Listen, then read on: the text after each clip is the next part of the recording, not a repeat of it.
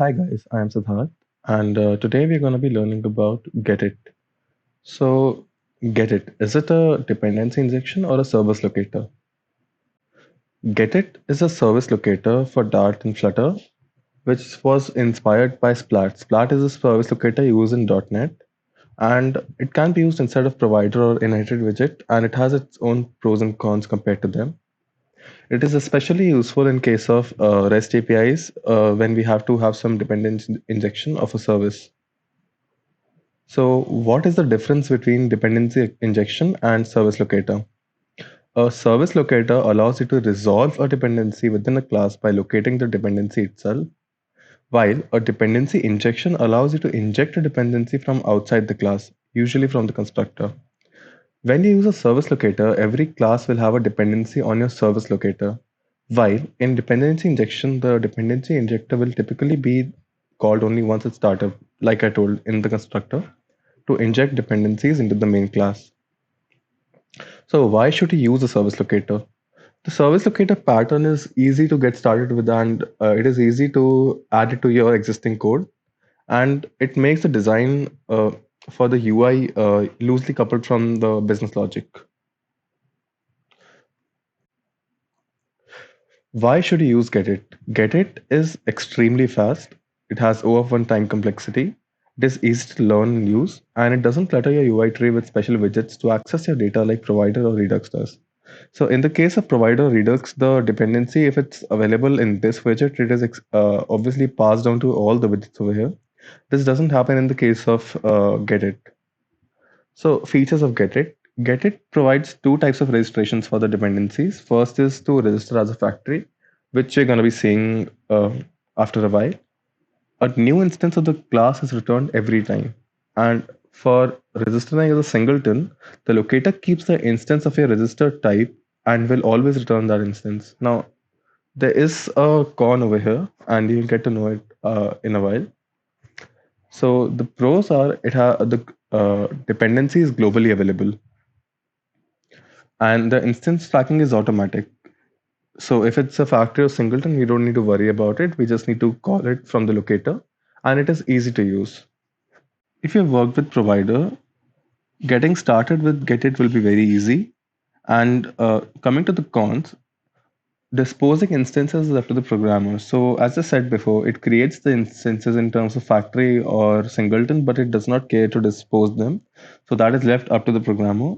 Secondly, it has loose coding guidelines. So there are absolutely very less coding guidelines on how to properly use Getit, and you're free to use it in any way you want.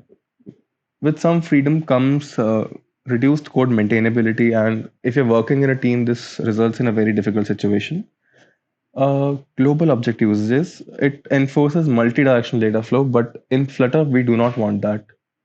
Flutter especially enforces single data flow by using inherited widget, and so does provider. Now coming to a code example, what we have here is a very simple app that I've made.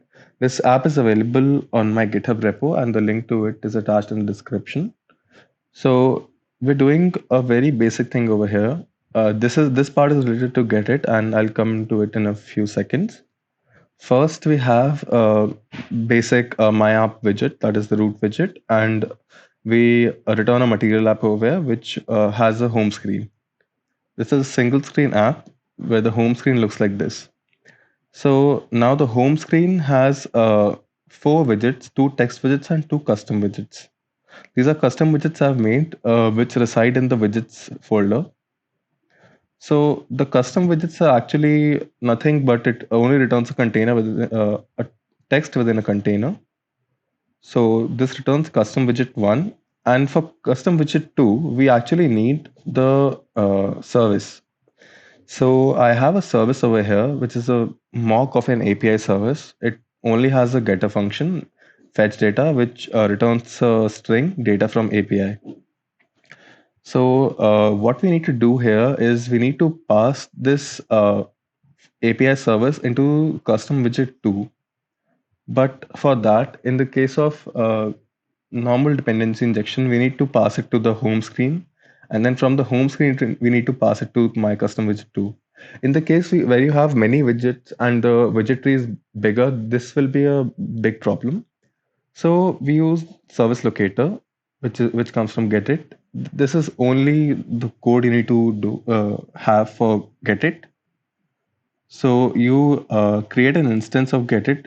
It is a global instance, and we just set up the locator. And the locator setup should be done before the app starts. It is very fast, so it is done synchronously. It doesn't take a lot of time. And over here, we just call it like provided us. So locator of type apps API service. If you have worked with provider, you know what I'm talking about. So providers are called in this way. We get the instance and we pass the instance to the text widget. And so we see the app in action now. Here you can see the app, and as you can see, we have four text widgets. First, some data, then some more data, then custom widget one. And for custom widget two, you can see the data from API has been returned, which came from the API service. So we did not need to clutter the tree, which was in the case of provider, and using getit was very simple. It was basically two lines of code. We just pass the we just call the global locator instance of the type API service, and we pass this instance down into our widget tree. That is easy, and it is this simple to use Getit.